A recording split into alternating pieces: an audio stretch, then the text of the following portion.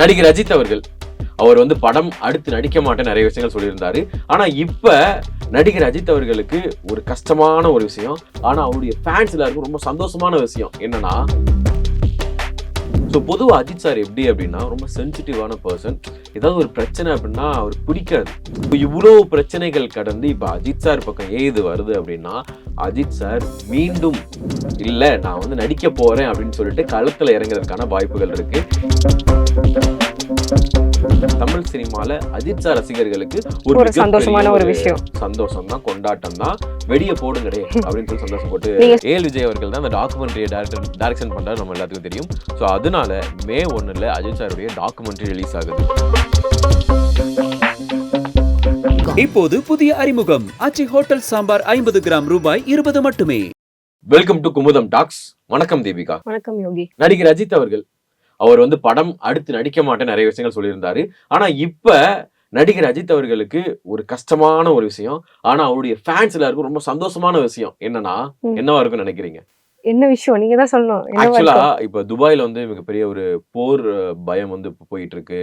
இதை பார்த்து எல்லாருக்கும் ரொம்ப ஒரு பதற்றம் இருக்கு அப்படின்னு நம்ம எல்லாருக்கும் தெரியும். அதுவும் இல்லாம அங்க இருந்து ஒவ்வொருத்தவங்களும் அந்த நாட்டை விட்டு கிளம்புறதுக்கு பிரைவேட் ஜெட் என்ன காசு அதிகமா செலவழிச்சு அங்க இருந்து வர மாதிரி தான் இருக்கு. அங்கேயும் அங்கங்க நிறைய பிரச்சனைகள் போயிட்டு இருக்கு, நம்ம எல்லாத்துக்குமே தெரியும்.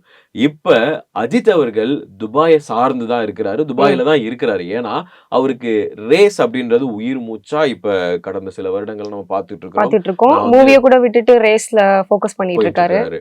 சோ அந்த ரேஸ் தான் தனக்கு முக்கியம் அப்படின்னு நினைக்கும் போது இப்போ அங்க நடக்கக்கூடிய இந்த நிலவரத்தின் மூலமா அவரால் அடுத்து ரேஸை கண்டினியூ பண்ண முடியாது. இன்னொன்னு அங்க ரேஸ் நடக்காது, 2 வருஷத்துக்கு இந்த பிரச்சனைகள் தொடர்ந்து நடந்துகிட்டு தான் இருக்கும் அப்படின்ற மாதிரி சில விஷயங்கள் வந்து பேசிட்டு இருக்காங்க. ஸோ பொதுவாக அஜித் சார் எப்படி அப்படின்னா ரொம்ப சென்சிட்டிவான பர்சன். ஏதாவது ஒரு பிரச்சனை அப்படின்னா அவருக்கு பிடிக்காது. அவர் ஒரு மாதிரி எதுக்குங்க இந்த சண்டைலாம் அப்படின்னு சொல்லிட்டு ரொம்ப வந்து அவர் வருத்தப்படுறவர். ஸோ அவர் வந்து ரொம்ப ரொம்ப டிஸ்டர்ப் ஆவார். ஸோ அவர் துபாய் மாதிரியான ஒரு ஊரில் இந்த மாதிரி நடக்கிறது உடனே சென்னை வந்ததா அவங்களுடைய பிஆர் வந்து பேசுகிறாங்க. பட் அது இன்னும் கன்ஃபர்மேஷனாக சொல்லலை. பட் அவருக்கு இனிமேல் துபாய் பக்கம் போகிறதுக்கான வாய்ப்புகள் இல்லை அப்படின்னு சொல்கிறாங்க. ஏன்னா அவர் இனி ரேஸ் போக மாட்டார். ரேஸ் போக மாட்டார்னா அந்த 2 வருஷம் என்ன பண்ணுவாரு? படம் நடிச்சாகணும். எஸ். சோ அவர் வந்து படம் நடிச்சு இப்ப வந்து செய்தி கேட்ட அஜித் சார் ரசிகர்களுக்கு ரொம்ப சந்தோஷமா இருந்திருக்கும். ஏன்னா பெரிய பெரிய ஜாம்பவான்கள், பெரிய இந்த டாப் ஸ்டார்ஸ், ரொம்ப ஹைப்ல இருக்கிற ஆக்டர்ஸ் வந்து விஜய் சாரா இருக்கட்டும், ஸோ அவங்கலாம் வந்து இப்ப படம் நடிக்க மாட்டேன்னு சொல்லிட்டாங்க. இப்ப வந்து நம்பிக்கை நட்சத்திரமா அஜித் மட்டும்தான் இருக்காரு.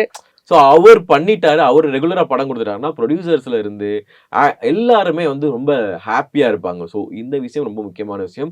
அதே மாதிரி துபாய் சார்ந்து இருக்கக்கூடிய எல்லா நடிகர் நிறையா வந்து மோகன்லால், மம்முட்டி, நம்ம வந்து நிவேதா பெத்துராஜா இருக்கட்டும், மகேஷ் பாபு அவர்கள், சிரஞ்சீவி அவர்கள், இவங்க எல்லாருமே அதிகபட்சம் வந்து பார்த்தீங்கன்னா துபாயில் வந்து தன்னுடைய வீடை வந்து வச்சிருக்கிறாங்க. ஏன்னா இப்போ நம்ம இந்தியா மாதிரி ஒரு ஊரில் இருக்கிறோம் அப்படின்னா ஒர்க்லாம் முடிச்சுட்டு நிம்மதியாக போய் தூங்கி எந்திரிப்போங்க, நிம்மதியாக இருப்போம் அப்படின்றதுக்காக தான் அங்கே போவாங்க.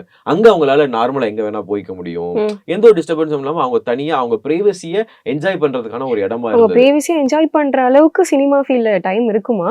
எஸ். எப்போல்லாம் இப்போ வந்து ஒரு படத்துக்கு வந்து ஒரு 50 நாள் கால் ஷீட் கொடுத்துருக்காங்க, இல்லைன்னா ஒரு 60 நாள் கால் ஷீட் கொடுத்துருக்காங்கன்னா மிச்ச நாள் ஒரு குறைஞ்சது 1 மாசமாவது அப்பாடா அப்படின்னு சொல்லியிருப்பாங்க. சம்டைம்ஸ் அவங்க வந்து கதை கேட்கறதுக்கு கூட இப்போ இங்க வந்துருங்க, நான் வந்து ஃபிளைட் போட்டு விட்றேன். ஸோ இந்த மாதிரியான ஒரு பாணியை தான் வந்து பின்பற்றிருக்காங்க. ஈவன் எஸ்டிஆர் அவர்களுக்கும் அங்க வந்து ஒரு மிகப்பெரிய ஒரு இடம் இருக்கு. இப்போ ரீசெண்டா கூட எஸ்டிஆர் நிறைய அங்கதான் வந்து இருக்கிறதாகவும் தகவல் வந்துச்சு. ஸோ இவ்வளவு பிரச்சனைகள் கடந்து இப்ப அஜித் சார் பக்கம் இது வருது அப்படின்னா, அஜித் சார் மீண்டும் இல்ல நான் வந்து நடிக்க போறேன் அப்படின்னு சொல்லிட்டு களத்துல இறங்குறதுக்கான வாய்ப்புகள் இருக்கு. இதை பார்த்த ப்ரொடியூசர்ஸ், டைரக்டர்ஸ் எல்லாருமே ஓகே அஜித் சார் நடிக்க போறாரு, நம்ம வந்து கதைகளையும் காசுகளையும் கொண்டு போய் கொட்டுவோம் அப்படின்னு சொல்லிட்டு ரொம்ப தயாரா இருக்கிறாங்க. ஆனா இது எப்படின்னா அஜித் சார் இப்படி பாப்பாரு, எப்படான்னு இருக்கீங்க. அதுதான் நானும் கேட்க வந்தேன். இப்போ வந்து ஃபேன்ஸ்க்கு எல்லாருக்கும் ப்ரொடியூசர்ல இருந்து எல்லாத்துக்குமே ஹாப்பியா இருக்கு. பட் ஆனா அஜித் சாரோட மைண்ட் செட் இப்ப என்னவா இருக்கும் நீங்க நினைக்கிறீங்க? அவரோட மைண்ட் செட் என்னவா இருக்கும்னா, அவர் எப்பயும் பாசிட்டிவா, அவரு ஆரம்ப காலங்கள்ல இருந்து பார்க்காத தடைகள் கிடையாது. சரி ஓகே இது ஒரு காலகட்டம், 2 வருஷம் நம்ம சும்மா இருக்கிறதுக்கு, இல்லைன்னா இங்க வந்து அவர் வழக்கம் போல ரேஸ் பைக் எடுத்து சுத்த ஆரம்பிச்சோம் நம்ம ஊருக்குள்ள, அது கன்ஃபார்மா இருக்கும். ஆனா அதை தாண்டி ஓகே நம்ம படம் பண்ணுவோம் அப்படின்னு சொல்லிட்டு பண்றதுக்கான வாய்ப்புகள் இருக்கு. ஏன்னா அவர்கிட்ட டைம் இல்ல, டேட் இல்ல அப்படின்றதுக்காக தான் படம் பண்ணாம இருந்தாரு. ஏன்னா அவர் ரேஸ்ல முழுக்க முழுக்க கான்சென்ட்ரேஷன் வேணுன்றதுக்காக. ஏன்னா நீங்க பாத்திருப்பீங்க, அவர் வெயிட் லாஸ் பண்ணி அவர் அதுக்காக தன்னுடைய பிசிக்கை எவ்வளவு மெயின்டைன் பண்ணியிருக்காரு. பிரெயின் அளவுக்கும் அவருடைய மைண்ட் அளவுக்கும் ரொம்ப அழகா தன்னை வந்து மெயின்டைன் பண்ணாரு. பட் இந்த விஷயங்களால இப்ப அவர் மீண்டும் படத்துல ரேஸ்க்கு நடிக்க போக போறார். முடியல. அதனால படத்தெல்லாம் நடிக்க போறார் அப்படின்னு ஒரு விஷயம் வந்திருக்கு. ஓகே, கன்ஃபார்மா படத்துல நடிப்பாரு. ஆனா அவருக்கு ஒரு மன வருத்தம் ரொம்பவே இருக்கும். அது அஜித் சார் ரசிகர்கள் எல்லாருக்குமே தெரியும். ம். பரவால்ல, எங்களுக்காவது நீங்க தான் சந்தோஷமா இல்ல, எங்களையாவது சந்தோஷப்படுத்துங்களேன் அப்படின்ற மாதிரி ஒரு பாசிட்டிவான விஷயங்கள் நடக்கிறதுக்கான வாய்ப்புகள் இருக்கு.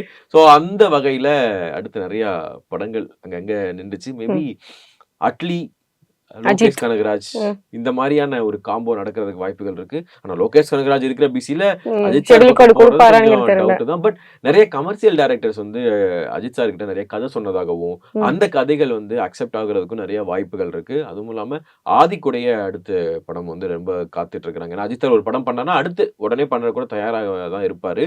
ஸோ அதனால இனிமேல் இந்த அடுத்த 2 வருடம் போர் பதற்றம் காரணமா அது வந்து ரொம்ப கஷ்டமான விஷயம் நடந்துட்டு இருக்கு. பட் நம்ம தமிழ் சினிமால வந்து பாத்தீங்கன்னா, தமிழ் சினிமால அஜித் சார் ரசிகர்களுக்கு ஒரு ஒரு மிகப்பெரிய சந்தோஷமான ஒரு ஒரு விஷயம். சந்தோஷம் தான், கொண்டாட்டம் தான்.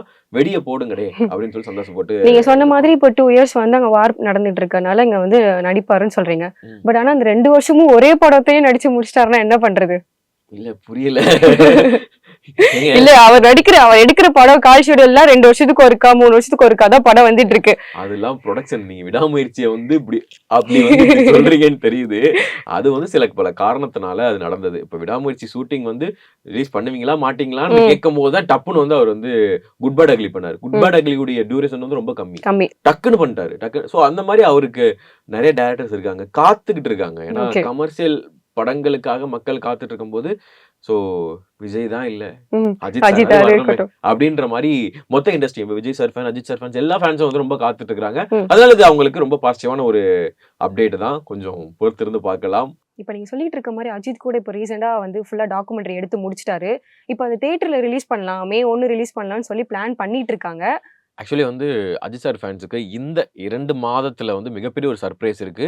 அஜித் சாருடைய பிறந்தநாள் May 1ல ரொம்ப ம். பெரிய ஒரு சர்ப்ரைஸ் இருக்கு. ஆல்ரெடி அவங்க கணிச்சிருக்கவும் வாய்ப்புகள் இருக்கு. ஆனா அது கன்ஃபர்மேஷனா அஜித் சாருடைய டாக்குமெண்ட்ரி, ம். ரேசிங் டாக்குமெண்ட்ரி கன்ஃபார்மா May 1 அவருடைய பிறந்தநாள் அன்னைக்கு ரிலீஸ் ஆகுறதுக்கான நிறைய சான்ஸ் இருக்கு. அதுக்கான வேலைக்கெல்லாம் சமத்தியா வந்து பண்ணிட்டு இருக்காங்க. ஆக்சுவலா வந்து ஏஎல் விஜய் வந்து அதை ஃபுல் அண்ட் ஃபுல் நீங்க பார்த்துருப்பீங்க. அவர் ரேசிங்கா இருக்கட்டும், அவர் கூடயே வந்து ஏஎல் விஜய் இருப்பார். இந்த பக்கம் வந்து சித்தி சிவா இருப்பார். சித்தி சிவா வந்து போனதுக்கான காரணம் வந்து வேற.